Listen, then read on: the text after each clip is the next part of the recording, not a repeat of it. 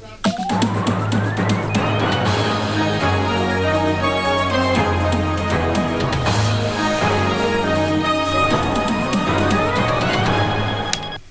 Togo, l'Alliance nationale pour le changement de Jean-Pierre Fabre appelle à la remobilisation. C'est après plus de 8 mois de silence suite à la débâcle du 22 février.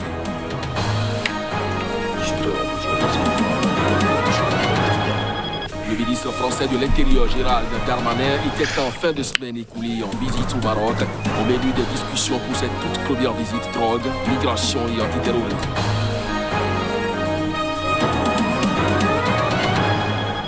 Le ministre de l'Intérieur espagnol, Fernando Grande Marlaska, a appelé davantage à plus de coordination avec le gouvernement tunisien sur les questions de migration irrégulière. C'est dans le cadre de sa visite à Tunis. Ainsi se présente le sommaire de cette édition. Bonjour à chacun, bonjour à tous et bienvenue au Togo. Après plus de 8 mois de silence suite à la débâcle du 22 février, l'Alliance nationale pour le changement de Jean-Pierre Fabre a appelé à la remobilisation. Le contour de cet appel à travers ce reportage. Depuis la débâcle de la présidentielle du 22 février, c'est la toute première fois que militants et sympathisants de l'ANC, l'Alliance nationale pour le changement, avec en tête leur leader, se revoient. Une rencontre s'inscrivant dans le cadre du Conseil national du parti. Une assise qui, cette année, coïncide avec les 10 ans d'existence de l'ANC. Pour son président, Jean-Pierre Fabre, reconduit à la tête du parti, il faut remobiliser les troupes.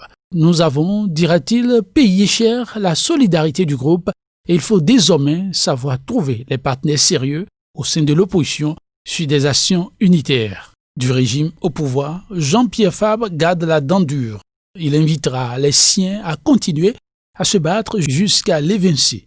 Le combat, mentionne-t-il, reste entier face au pouvoir avec, pour mot d'ordre, rester disponible à toute discussion sur le cadre de vie des Togolais et l'amélioration du cadre électoral. Plus que jamais, l'ANC dit s'engager à être présente pour la lutte en vue de la restauration de la démocratie et plus d'indépendance au niveau des institutions. Plus réaliste et plus soudée est la nouvelle donne avec pour objectif primordial, mais un objectif tout de même de tout le temps, l'alternance et le changement au sommet de l'État. En visite à Tunis, le ministre espagnol de l'Intérieur, Fernando Grande Marlaska, a appelé à davantage de coordination avec le gouvernement tunisien sur les questions de la migration irrégulière. Reportage. Pour l'importance de la coordination... L'appel de Tunis lancé par le ministre espagnol de l'Intérieur, Fernando Grande Marlaska, tombe à pic au moment où les départs clandestins depuis le Maghreb vers l'Europe s'accélèrent. Le ministre espagnol a exprimé la volonté de son pays de bénéficier de l'expérience tunisienne dans la lutte antiterroriste et appelé à une plus grande coordination entre les deux pays dans le domaine de la migration irrégulière. Le manque de perspectives sur les plans politiques comme économiques et les dramatiques conséquences sociales des restrictions liées ces temps-ci à la pandémie du nouveau coronavirus ont accentué les rêves de départ des jeunes du Maghreb, relève-t-il. Les États européens ont parallèlement accentué la pression sur les pays de la rive sud de la Méditerranée. Si les arrivées des migrants sur les côtes espagnoles ont globalement chuté de moitié sur les 8 premiers mois de 2020, les Algériens représentent désormais les 2 tiers des arrivées devant les Marocains, selon l'agence européenne Frontex. Depuis la Tunisie, les candidats à l'asile prennent la mer pour le sud de l'Italie. Mais des médias tunisiens ont évoqué récemment le démantèlement d'un réseau qui serait soupçonné d'avoir proposé des traversées irrégulières de la Tunisie vers l'Espagne via l'Algérie et le Maroc. Le ministre français de l'Intérieur, Gérald Darmanin, était en fin de semaine écoulé en visite au Maroc.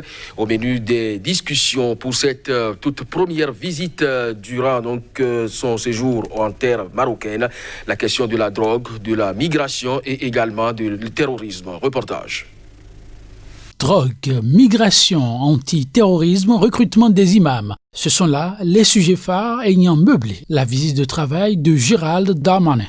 Pour sa toute première visite au Maroc, le ministre français de l'Intérieur aura accordé une place de choix aux questions sécuritaires. Laboratoire, on a pu travailler sur un certain nombre de sujets qui touchaient à la sécurité nationale à la lutte contre le terrorisme et puis voir comment nous pouvions améliorer le travail que nous faisons ensemble pour pouvoir garantir aux Marocains et aux Français un monde meilleur dans un moment, évidemment, où on sait, crise sanitaire, crise diplomatique en dehors de nos frontières, qui sont importants, bien sûr, pour le Maghreb, pour l'Afrique et pour l'Europe. Les échanges auront été des plus fructueux. Le ministre français de l'Intérieur en sort plus que satisfait.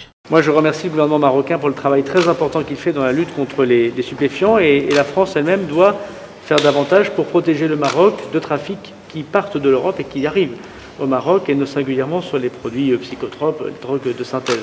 Et donc nous avons évoqué ce sujet, comme l'immigration illégale, comme la lutte contre le terrorisme, comme la coopération que nous devions avoir entre les deux ministères de l'Intérieur. Et j'ai invité Monsieur le ministre de l'Intérieur à venir à Paris pour que nous puissions continuer ce travail. Concernant la lutte contre le trafic de stupéfiants, sous peu, un accord devra être trouvé entre les deux pays. Selon une étude publiée en 2020, le Maroc occupe un quasi-monopole dans l'approvisionnement de l'Europe en cannabis, avec une production annuelle estimée à plus de 700 tonnes pour une valeur de 23 milliards de dollars. Les Français ont rendu hommage à Samuel Paty, un professeur décapité vendredi dernier par un assaillant qui lui reproche d'avoir montré des caricatures du prophète Mahomet. Plusieurs rassemblements ont été organisés ce dimanche pour saluer la mémoire de l'enseignant. Ils sont des milliers à descendre dans les rues ce dimanche en hommage à Samuel Paty. L'enseignant d'histoire et géographie a été poignardé puis décapité par un individu vendredi dernier près du collège où il donnait des cours. Son tort, c'est d'avoir montré des caricatures de Mahomet pendant un de ses cours. Si l'assaillant, qui a revendiqué le meurtre dans un message, dit avoir assassiné Samuel Paty au nom de la défense de l'islam, pour les Français, c'est un attentat à la liberté d'expression. Sur différentes pancartes qu'il portait dans les rues de France, les manifestants l'ont dénoncé à Paris comme dans plusieurs villes du pays. Non au totalitarisme de la pensée, je suis prof, ou encore ma religion c'est à la maison, peut-on lire sur les pancartes. Un hommage national sera rendu mercredi en coordination avec la famille de l'enseignant assassiné, a annoncé l'Élysée, sans en préciser le lieu. Les enquêteurs poursuivent de leur côté leur investigation pour remonter le fil des responsabilités et des éventuelles complicités dans l'attentat. 11 personnes ont été déjà placées en garde à vue pour la suite des enquêtes. L'assaillant, qui a été neutralisé dans une commune voisine quelques heures après le crime, a été identifié comme Abdullah Anzorov, un Russe tchétchène de 18 ans né à Moscou et réfugié en France avec sa famille. Dans sa ville d'Évreux, ses voisins décrivent un jeune homme discret, plongé dans la religion depuis 3 ans. Il n'était toutefois pas fiché pour radicalisation par les services de renseignement.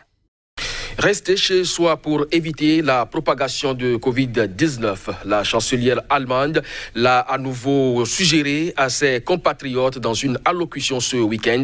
Angela Merkel intervient dans un contexte où l'épidémie connaît une nette accélération en Allemagne. En moins de 24 heures, l'Allemagne a enregistré 7 830 cas de coronavirus. Un record pour le pays depuis l'éclatement de la pandémie de la Covid-19, selon des données officielles publiées samedi. En tout, 9 767 décès, soit plus de 33 que la veille, y ont été recensés depuis le début de la crise sanitaire qui jusqu'ici avait moins frappé le pays par rapport à la plupart de ses voisins européens. Sur la conduite à tenir pour ralentir la propagation du virus, la chancelière est claire. Rencontrez beaucoup moins de personnes, que ce soit à l'extérieur ou à la maison. Renoncez à tout voyage qui n'est pas vraiment nécessaire, à toute célébration qui n'est pas vraiment nécessaire. Veuillez rester chez vous, sur votre lieu de résidence, dans la mesure du possible.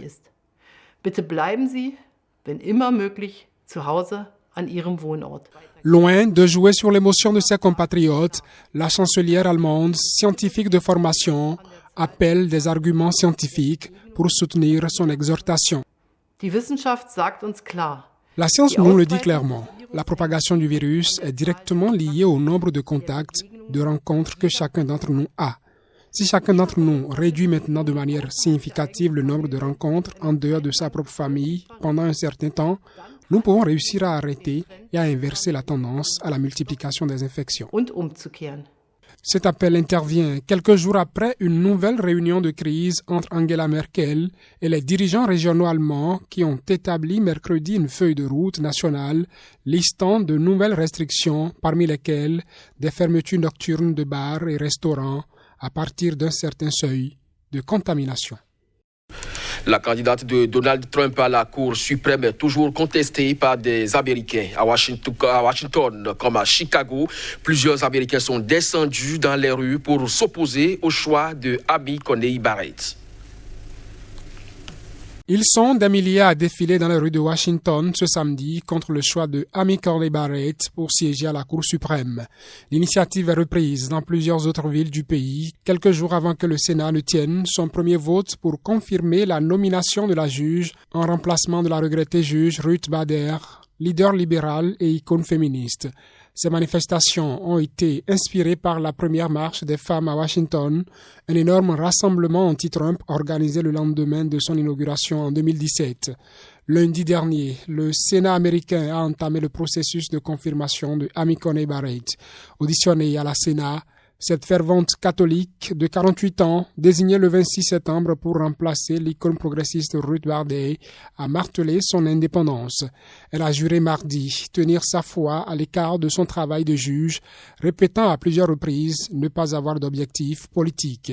« Je n'ai fait de promesses à personne. Mon chef, c'est l'état de droit », a-t-elle déclaré.